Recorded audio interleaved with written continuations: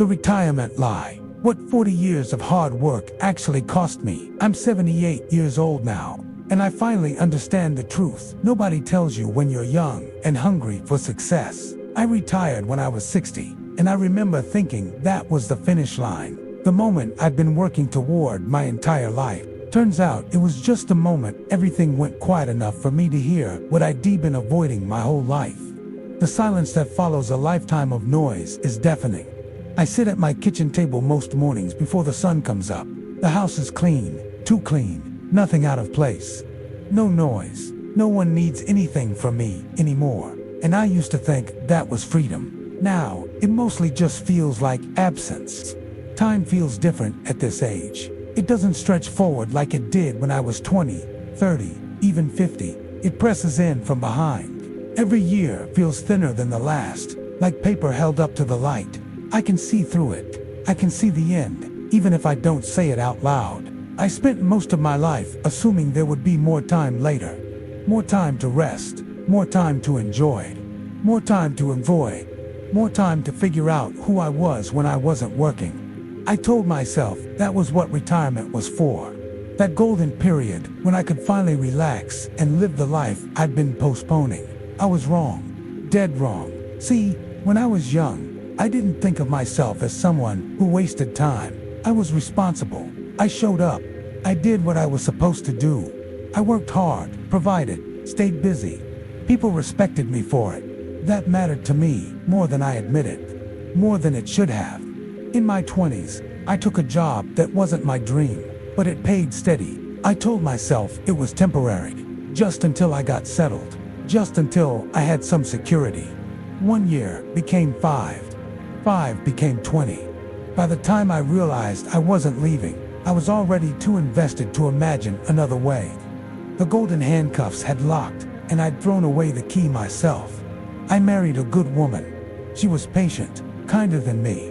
Honestly, she deserved better than what I gave her. She wanted a simple life, me home for dinner, weekends together, small trips, conversations that didn't feel rushed. I wanted that too, or at least I thought I did. But here's what I learned too late. Wanting something and choosing it are not the same thing, not even close. I missed a lot of dinners, not all at once.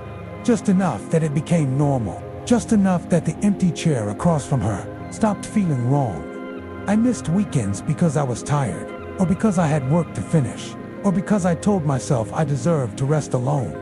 She stopped asking after a while. I didn't notice when that happened, or maybe I did, and I chose not to see it. We had kids, 2 of them. I remember holding them when they were babies, feeling this heavy responsibility settle into my chest like a stone. I promised myself I'd give them everything, and I did.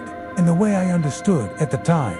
I paid for things. I kept the lights on. I made sure there was food, clothes, school supplies, private schools, college funds, all of it. What I didn't give enough of was myself. I was always half somewhere else. Even when I was home, my mind was still at work. Deadlines, problems, emails waiting for Monday. I thought being present meant being physically there, sitting in the same room, showing up to the recital, standing on the sideline at the game. I didn't understand how thin that definition was. How you could be there and absent at the same time. My son once asked me to help him with a school project about heroes. He wanted to interview me. I told him I'd do it over the weekend. Then I got called into work. Then there was another deadline, and another. Eventually, he stopped asking. He interviewed his teacher instead. I found out months later when I saw the project on his wall. His teacher's face was on the poster where mine should have been. I told myself he understood, that he knew I was working for him, for them, for our future. But kids don't understand sacrifice. They understand presence, and I wasn't present. The years passed quietly. No disasters. No big mistakes that you could point to and say, that's where it all went wrong. That's the part that still troubles me. My life didn't fall apart. It just slowly drifted away from me, like a boat whose rope I forgot to tie. Promotions came, raises, titles. People shook my hand and told me I'd earned it. I felt proud, but it was a muted pride, like applause heard through a wall. I kept thinking the real satisfaction would come later, once I had enough money, enough stability, enough proof that the sacrifices were worth it. But enough is a moving target. Every time I got close, it moved further away. More responsibilities, bigger mortgage, better car, nicer neighborhood. The treadmill just got faster, and I kept running. At some point, my kids stopped telling me things. I noticed it, but didn't ask why.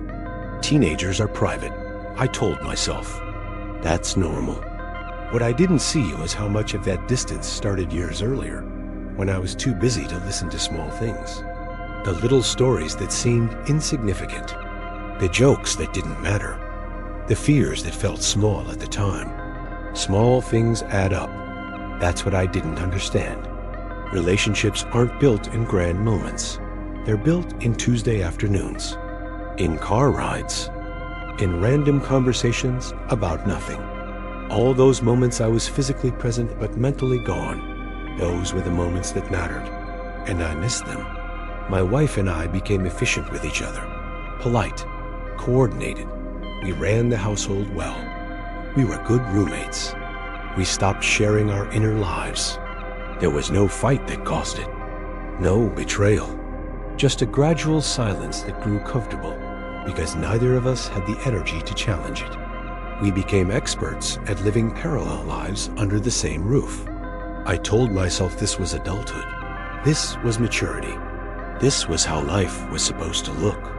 Everyone else seemed to be doing it this way too, but everyone else was just as lost as me.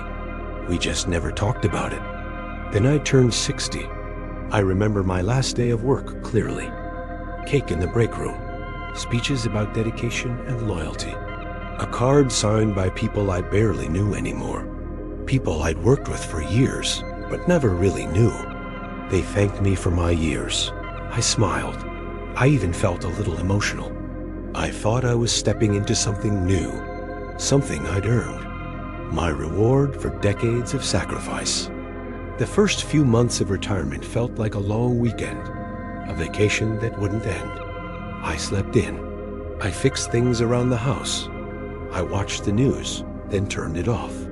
I went to the grocery store in the middle of the day and felt strangely proud of that, like I'd won something. But after the novelty wore off, the days started blending together. I realized I didn't know what to do with myself if I wasn't being useful to someone else as system. My routines had been built around obligation, around external validation, around being needed for what I could produce. Without it, I felt unanchored, like a ship cut loose with no destination programmed in. That's when the thoughts started creeping in. Not all at once, just small questions that wouldn't leave me alone. Questions that woke me up at 3 a.m. and wouldn't let me go back to sleep. Who am I if no one needs my output? What was all that for? Why does this feel so empty? Where did I go? I looked around at the life I'd built and realized I didn't recognize it as something I'd chosen. It was more like something that had happened to me while I was busy planning for later, while I was busy being responsible, while I was busy earning enough. My wife and I tried to reconnect. We really did. We went out to dinner more, took a trip to Europe, something we'd talked about for 30 years. But we were like two people reading from an old script that didn't quite fit anymore. The characters had changed, but neither of us had noticed.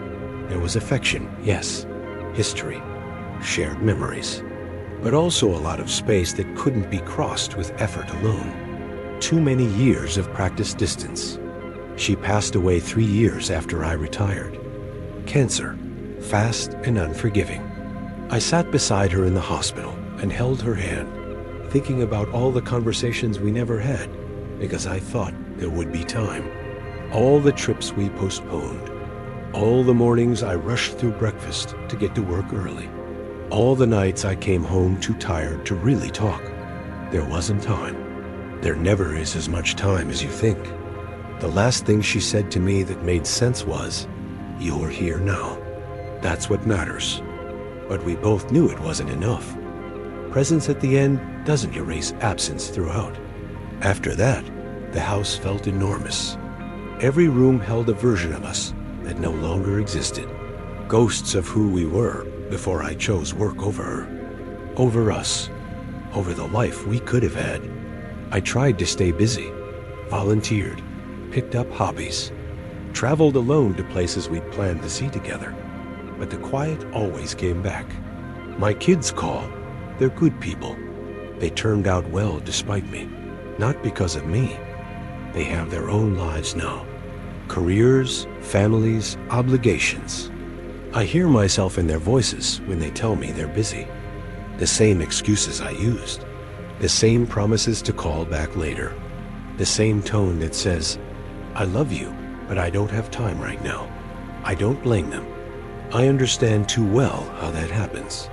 How you can love someone and still not make time for them. How you can want connection and still choose everything else first.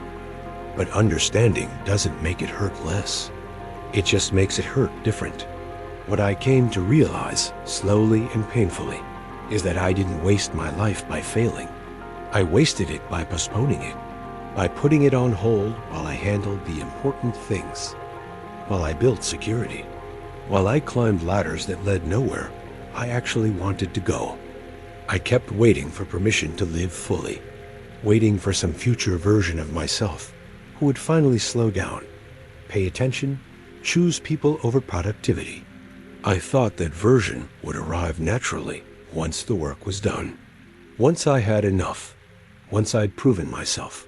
The work is never done. There's always another goal, another promotion, another dollar to earn, another reason to wait. I thought success would feel heavier, more solid, something I could lean on in old age, something that would keep me warm when I was alone. But success without presence doesn't keep you warm at night. It doesn't talk back. It doesn't hold your hand. It doesn't remember you. It doesn't love you. The real cost wasn't the long hours or the missed vacations. It was the way I trained myself to be unavailable. How I practiced distance until it became my default.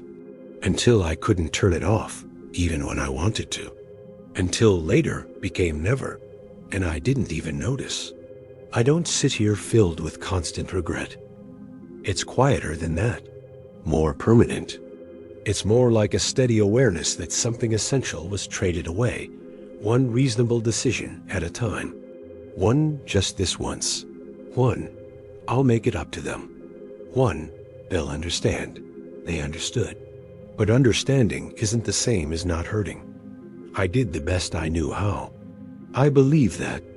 But I also know now that doing your best inside a narrow definition of responsibility can still leave you with a life that feels unfinished. A life that looks successful from the outside, but feels hollow from the inside. If you re-listening to this, if you're rereading these words, I am not here to tell you what to do. I don't have advice packaged neatly enough for that. I'm not going to tell you to quit your job, or that money doesn't matter, or any of that simplistic nonsense. Money matters, security matters, providing matters.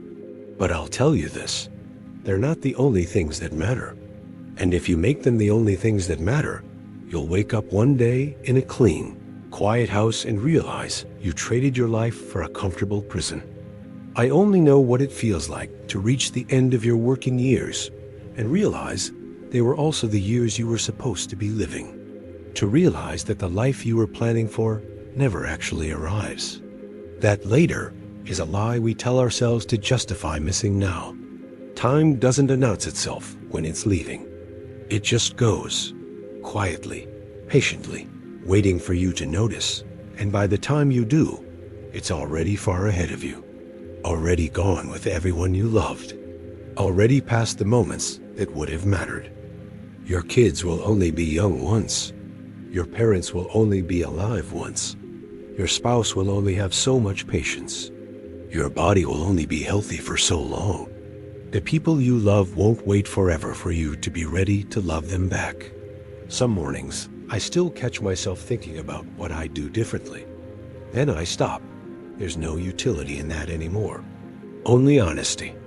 Only the truth that maybe someone else needs to hear before it's too late for them too. This is the life I have left. Slower, smaller, quieter, still mine, but so much less than it could have been. I try to be present now, even if there's less to be present for. I listen more carefully when my kids call. I let the quiet be what it is, instead of running from it. I remember my wife, not just the end, but the beginning too, when she looked at me like I was her whole world. Before I taught her that work was more important than she was. I remember my kids when they were young, when they still thought I was a hero, before they learned that heroes don't miss bedtime stories because of conference calls. I let myself feel both the gratitude and the sorrow, because separating them no longer makes sense. They're two sides of the same coin. The coin I paid for a life I thought I was building but was actually dismantling. If this meant something to you, I'm glad. That means the years I have left are still capable of reaching someone, of maybe saving someone from making the same trade I made, of choosing different while there's still time to choose. And that, at least, feels real. Maybe that's my enough now. Not money, not titles, not proving anything. Just this, the chance that my mistakes might mean something, that my loss might be someone else's gain, that the life I postponed might give someone else permission to live theirs now. Don't wait for retirement to start living. By then, everyone you wanted to live for might be gone. Or worse, they might still be there, but the chance to really know them won't be. That's what no one tells you about the American dream.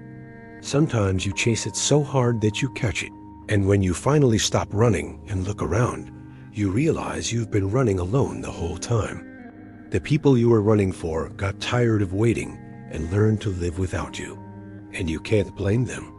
You can only sit in your clean, quiet house and wish you'd understood sooner that presence was the point all along.